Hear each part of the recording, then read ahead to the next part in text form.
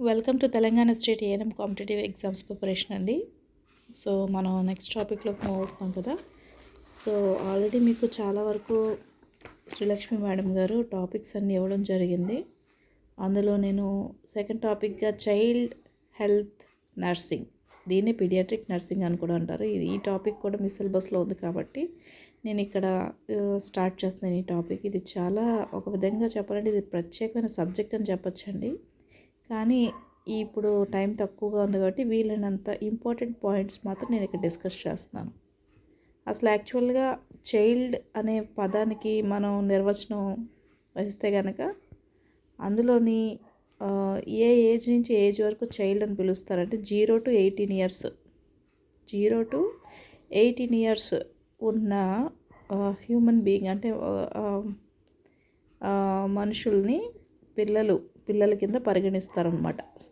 So ఇందులో ఇంకా మళ్ళీ చాలా స్టేజెస్ ఉన్నాయండి. అవేంటో చూద్దాం ఒకసారి. స్టేజెస్ ఆఫ్ హ్యూమన్ గ్రోత్లో మనం తీసుకుంటే ఫస్ట్ స్టేజ్ ఇన్ఫాన్సీ అంటారు. ఇన్ఫాన్సీలోనే నియోనేట్ స్టేజ్ కూడా వస్తుంది. నియోనేట్ అంటే నవజాత శిశువు అంటారు కదండి, ఆ స్టేజ్ అనమాట. ఫస్ట్ 4 weeks ఆఫ్ ద ప్రెగ్నెన్సీని నవజాత శిశువు తాలూకా స్టేజ్లోకి తీసుకుంటారు. అంటే శిశువు పుట్టిన వెంటనే ఉన్న టైం అనమాట ఇది చాలా క్రూషియల్ టైము. దీని తర్వాత ఇన్ఫాన్సీ అంటారు. ఇన్ఫాన్సీ అంటే అది 1 to 2 years పీరియడ్ని ఇన్ఫాన్సీ అంటారు. టాడ్లర్ 2 to 4 years ఏజ్ని టాడ్లర్ అని పిలుస్తారు. ఎర్లీ స్కూల్ ఏజ్ని 5 to 7 years అంటారు. మిడిల్ స్కూల్ ఏజ్ని 8 to 12 years అంటారు. ఎర్లీ అడాలసెన్స్ అంటే తెలుసుమండి మన టీనేజ్. సో ఈ టీన్ అనేది ఎక్కడైతే స్టార్ట్ అయిందో అది టీనేజర్. 10 to 19 వరకు టీనేజ్ కింద పరిగణిస్తారు. సో 13 to 17 years ఉంది. లేటర్ అడాలసెన్స్ ఏజ్ కూడా ఉంటుంది, అది 18 to 25 years ఉంటుంది. ఎర్లీ అడల్ట్హుడ్ అండి, ఇది 25 to 30 years. Middle adulthood 30 to 50 years. Later adulthood 50 and అంతకు మించి ఆ పైన. సో వీటన్నిటిలోని మనకి ముఖ్యంగా ఎర్లీ అడాలసెన్స్ ఏజ్ వరకు మనము ఈ తాలూకా ఫస్ట్ 6 స్టేజెస్ చైల్డ్ స్టేజెస్ కింద, అంటే చైల్డ్ డెవలప్మెంట్ స్టేజెస్ కానీ గ్రోత్ అండ్ డెవలప్మెంట్ స్టేజెస్ కింద మనము పరిగణిస్తాం. సో ఈ యొక్క మరి వివరంగా మనం తెలుసుకుంటే అసలు చైల్డ్ అంటే నేను ముందుగానే చెప్పాను, human being below 18 years of age as per Indian constitution. అంటే భారత రాజ్యాంగం ప్రకారం 18 సంవత్సరాల లోపు ఉన్నటువంటి మా మనిషిని పిల్లవానిగా పరిగణన చేస్తారనమాట. అర్థమైందండి. సో ఇందులో మనం ఫస్ట్ అసలు చైల్డ్ హెల్త్ నర్సింగ్ మనం టాపిక్లోకి వచ్చాం కాబట్టి అసలు దాని డెఫినేషన్ ముందు తెలుసుకోవాలి. చైల్డ్ హెల్త్ నర్సింగ్ అంటే ఏంటి అంటే it is a speciality nursing care of babies and children. నేను ఆల్రెడీ చెప్పాను ఇది స్పెసిఫైడ్ టాపిక్ అని. ఇది వన్ ఆఫ్ ద స్పెషాలిటీ అని. A nurse who specialises in this area is usually refer to as a paediatric nurse. అంటే ఈ తాలూకా చిన్నపిల్లల నర్సెస్ని paediatric nurse అని కూడా పిలుస్తారనమాట. సో అసలు ఇందులో ఏంటేంటి వీళ్ళు ఇచ్చే సర్వీసెస్ ఏవేంటేంటి ఉంటాయంటే ప్రివెంటివ్ ఉంటాయి. ప్రివెంటివ్ అంటే వ్యాక్సినేషన్ అనమాట. మనందరికీ తెలుసు vaccines are to prevent deadly infectious diseases, అన్నిటి నుంచి కమ్యూనికబుల్ డిసీజెస్ నుంచి వైరల్ ఇన్ఫెక్షన్స్, బ్యాక్టీరియల్ ఇన్ఫెక్షన్స్ అన్నిటి నుంచి ప్రొటెక్ట్ చేసుకోవడానికి, ప్రివెంట్ చేయడానికి, అవి రాకుండా అరికట్టడానికి ప్రివెంటివ్ కేర్ అనేది ఉంటుంది.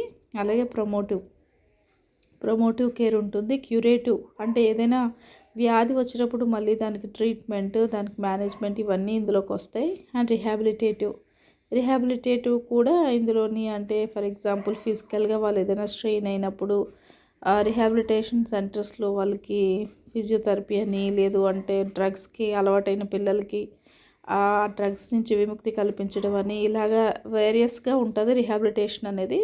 సో ఈ 4 సర్వీసెస్ పిల్లవానికి పీడియాట్రిక్ నర్సింగ్లో, అంటే చిన్నపిల్లల నర్సింగ్ కేరింగ్లో ఇవి అన్నీ ఇన్వాల్వ్ అయి ఉంటాయి.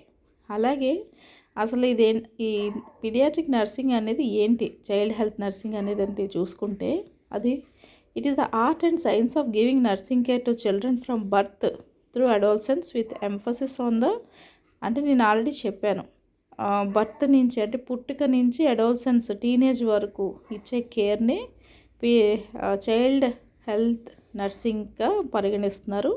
సో ఇందులో ఏ పాయింట్స్ మనం బేస్ చేసుకొని ఎంఫసిస్ అంటే దేని మీద అయితే మనం ఫోకస్ చేస్తామంటే వాళ్ళ ఫిజికల్ గ్రోత్ అంటే శారీరక పరమైన ఎదుగుదల, మెంటల్ అంటే మానసికపరమైన ఎదుగుదల, ఎమోషనల్ అంటే భావోద్వేగపరమైనటువంటి ఎదుగుదల, అలాగే సైకో సోషల్ డెవలప్మెంట్ అంటే మరియు ఈ సైకో సోషల్ అంటే మానసిక మరియు సామాజిక పరమైనటువంటి ఎదుగుదల, వీటన్నిటి మీద కూడా మనం ఫోకస్ చేస్తాము.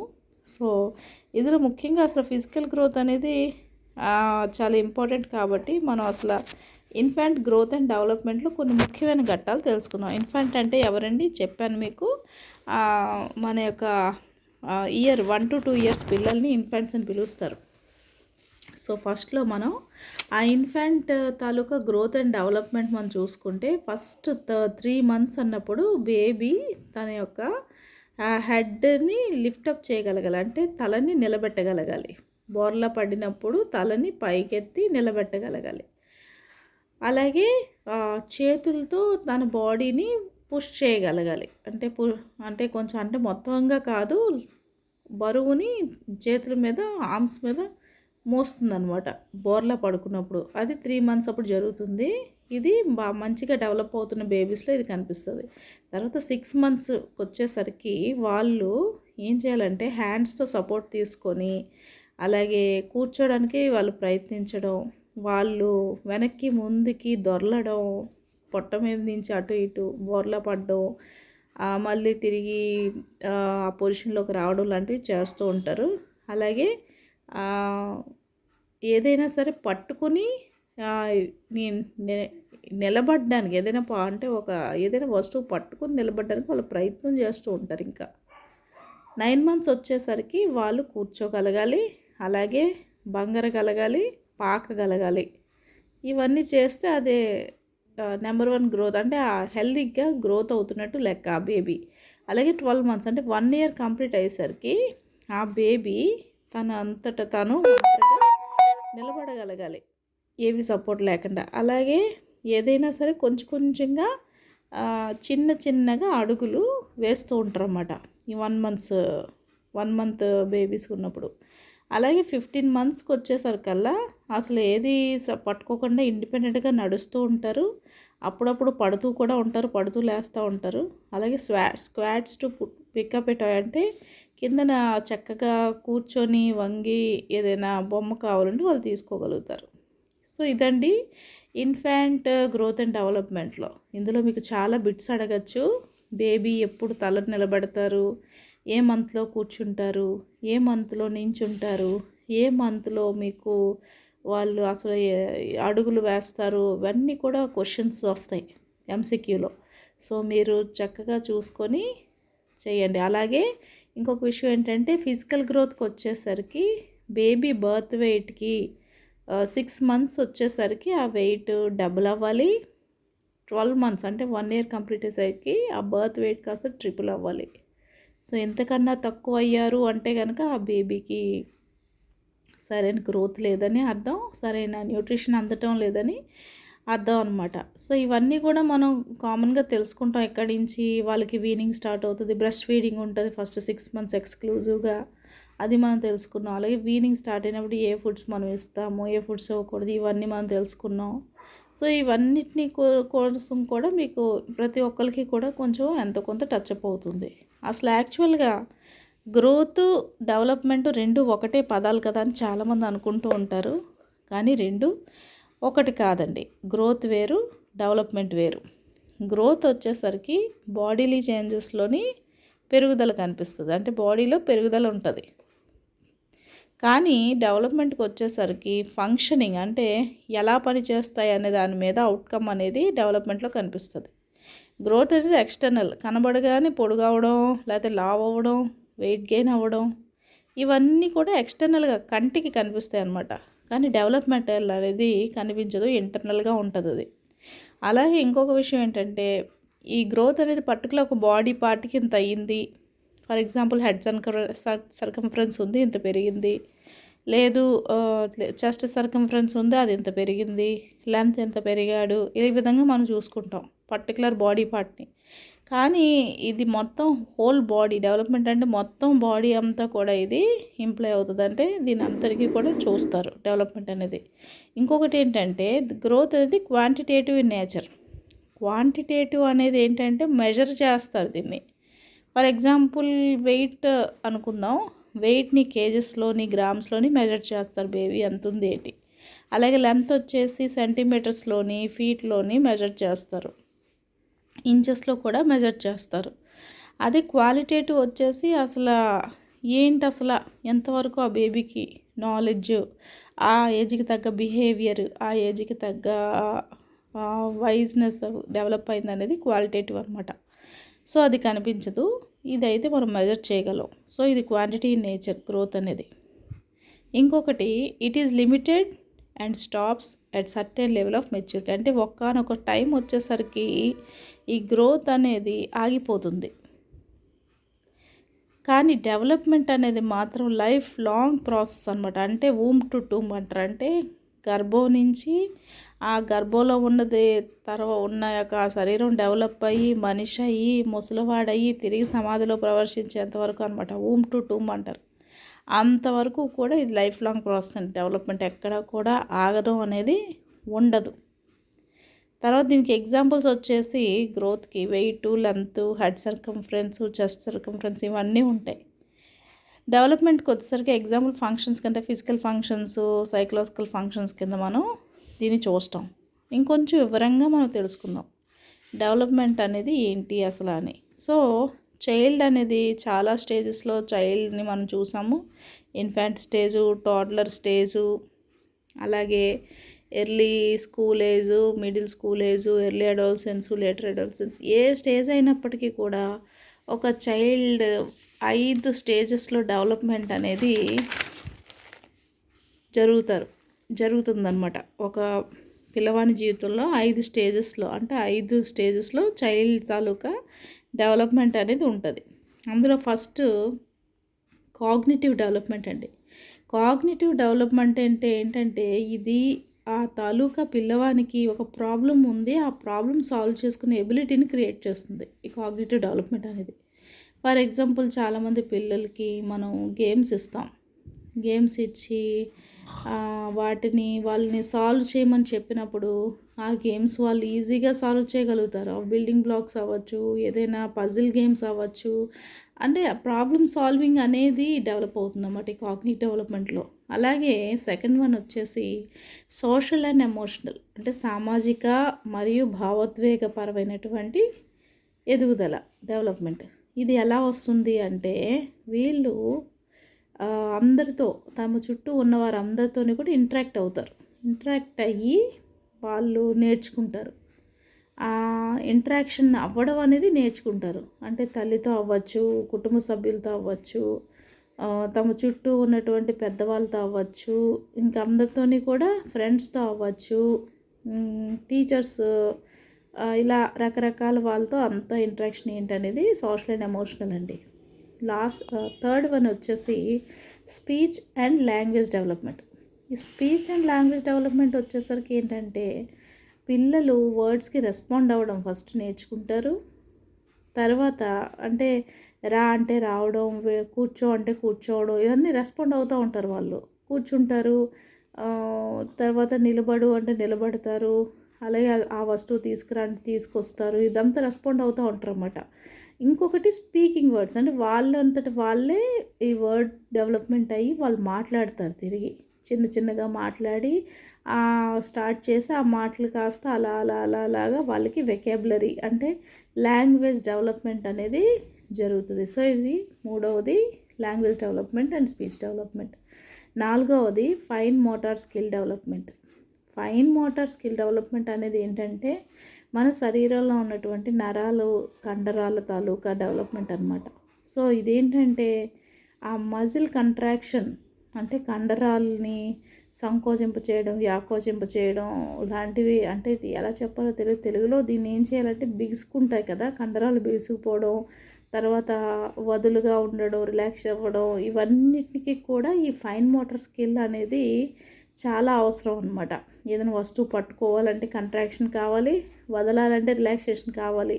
సో ఇవన్నిటినీ కూడా ఫైన్ మోటార్ స్కిల్ డెవలప్మెంట్ అంటారు. ఇది కూడా చాలా ఇంపార్టెంట్ స్టేజ్. ఇంకొకటి last but not least gross motor skill development. అసలు ఈ గ్రాస్ మోటార్ స్కిల్ డెవలప్మెంట్ అంటే ఏంటంటే, మోటార్ అంటేనే మూమెంట్ అని మనకు తెలుసు.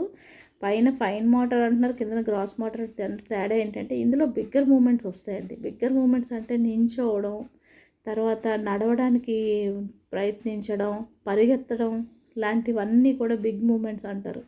ఇవన్నీ కూడా గ్రాస్ మోటార్ స్కిల్స్లోని వాళ్ళకి డెవలప్ అవుతాయి అన్నమాట.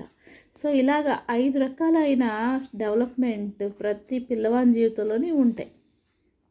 ఏమేమి చెప్పుకున్నాం మనం? Cognitive development, social and emotional, speech and language, fine motor skill development, gross motor skill development.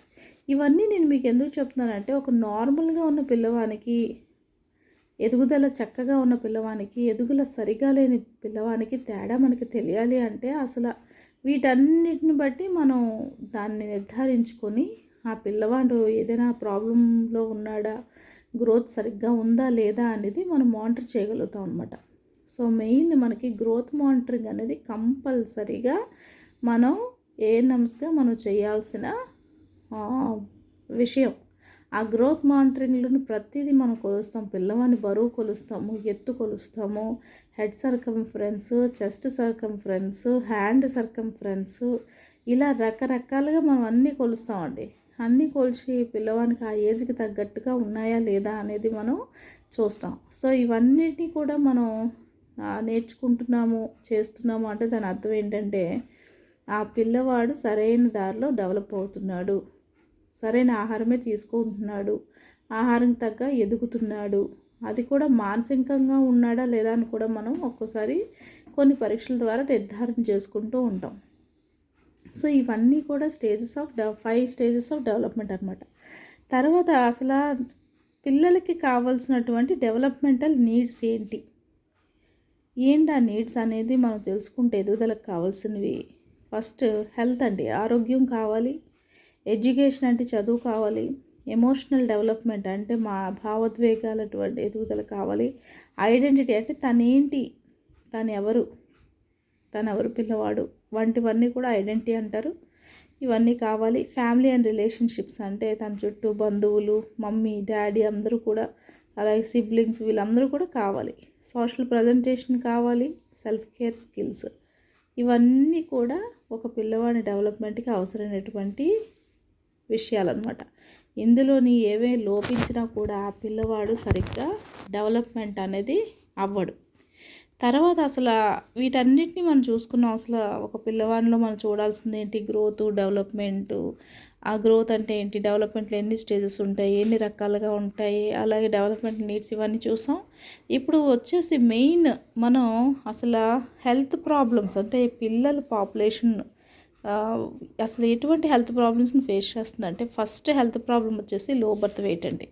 Low birth weight అంటే పుట్టినప్పుడే బరువు తక్కువగా ఉండి, కొంతమంది అంటే వాళ్ళు మేబీ నెలలు తక్కువగా ఉండి ప్రసవం అవ్వడం వల్ల కూడా ఆ యొక్క పుట్టిన బరువు తక్కువగా ఉండే పిల్లలు పుడుతూ ఉంటారు.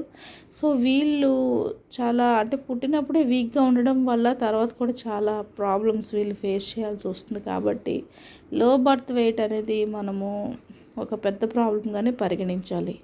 యాక్చువల్గా ఒక 2.5 కేజీల కన్నా తక్కువగా ఉంటే కనుక అది లో బర్త్ వెయిట్ కింద పరిగణిస్తారు. యాక్చువల్గా 2 కేజీల కన్నా తక్కువ ఉంటే అది బాగా లో బర్త్ వెయిట్ కింద పరిగణిస్తూ ఉంటారు. సో ఆ బేబీ పుట్టగానే మనం దేనికి బరువు తుయ్యాలి అంటే అసలు ఆ బేబీ బాగా పుట్టాడా లేదా, అసలు లో బర్త్ వెయిట్ ఏమైనా ఉందేమో అని పరీక్షించడానికి కూడా మనము చూడాలన్నమాట. తర్వాత వచ్చేసి మాల్ న్యూట్రిషన్ అండి. మాల్ న్యూట్రిషన్లో చాలా రకాలు ఉంటాయి. క్వాషియార్కర్ అంటారు, మరాస్మస్ అంటారు, ఇంకా రకరకాల న్యూట్రిషన్ ప్రాబ్లమ్స్ ఉన్నాయి వాళ్ళకి. ఇవి కాకుండా పైకా అనేది ఏంటంటే, వాళ్ళు ఏదైనా పదార్థాలు అంటే ఒక పిల్లవాడు సున్నం తినేస్తూ ఉంటాడు, చాక్ పీసులు తింటూ ఉంటాడు, లైమ్ స్టోన్ తింటూ ఉంటాడు, ఇంకా మట్టి తింటూ ఉంటాడు, అలా రకరకాలుగా అసలు అవి ఆహారం కాకపోయినా వాటిని తింటూ ఉంటాడు. వాటిని పైకా అని పిలుస్తారు. ఇవన్నీ కూడా మాల్ న్యూట్రిషన్లోని ఒక రకరకాలు ఉన్నటువంటి ఇది కూడా పెద్ద చాప్టర్ అండి, పెద్ద టాపిక్ అనమాట. నెక్స్ట్ వచ్చేసి ఇన్ఫెక్షన్స్ అండ్ పారాసైటోసిస్. ఇన్ఫెక్షన్స్ అనేది చాలా రకాలుగా ఉంటాయండి పిల్లలకి. వైరల్, బ్యాక్టీరియల్, ఫంగల్ ఇవన్నీ రకాలు. దీంతోపాటు పారాసైటోసిస్ అంటే పారాసైట్స్ అంటే బాడీలో కొన్ని రకాల పారాసైటిక్ వామ్స్ అవ్వచ్చు. వాటిని రకరకాలుగా పిలుస్తారు. రింగ్ వామ్స్ అంటారు, తర్వాత నులి పురుగులు అంటారు కదండి అవి, తర్వాత టేప్ వామ్స్ అంటారు, తర్వాత ఇంకా చాలా రకాలుగా పారాసైట్స్ అనేవి ఉంటాయండి. అవి ఇన్వెస్టిగేషన్స్ చేసి బేబీకి తాలూకా లేకపోతే ఆ చైల్డ్కి అందవలసిన న్యూట్రిషన్ని అందనివ్వకుండా ఆ చైల్డ్ని చాలా బలహీనంగా చేసేస్తూ ఉంటాయి. వీటన్నిటి గురించి కూడా మనం క్లియర్గా తెలుసుకుందాం నెక్స్ట్ టాపిక్లో. సో ఫస్ట్ నేను ఇంట్రడక్షన్ చేస్తున్నాను ఏవేవి అసలు మెయిన్ హెల్త్ ప్రాబ్లమ్స్ అని. సో తర్వాత యాక్సిడెంట్స్ అండ్ పాయిజనింగ్.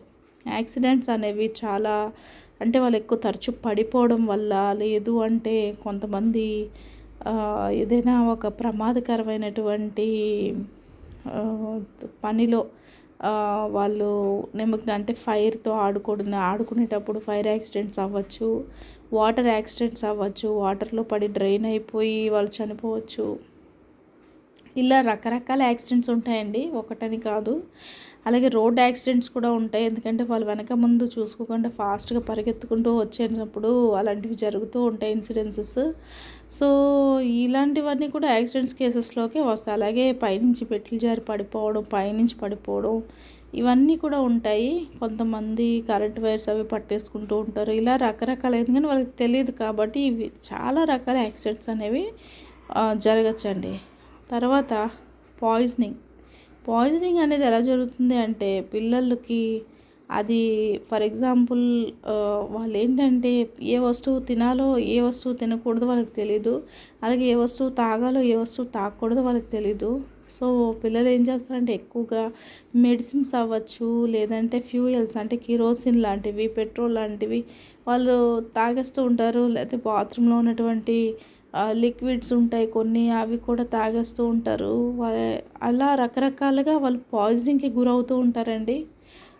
సో చాలా కేసెస్లో కొన్నిసార్లు పిల్లలు చాలా వరకు వాళ్ళు డెత్ అయిపోతూ కూడా ఉంటారనమాట. సో ఇది కూడా మనం తెలుసుకుందాం అసలు మోస్ట్లీ ఏంటి అనేది.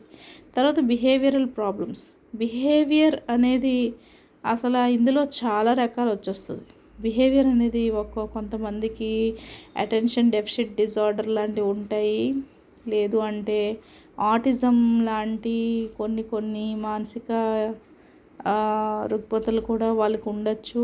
రకరకాలుగా ప్రాబ్లమ్స్ ఉంటాయి. కొంతమంది పిల్లలకి ఎక్కువ కోపం ఉంటుంది, కొంతమందికి ఎక్కువగా అల్లరి చేస్తూ ఉంటారు, విపరీతమైన అల్లరి.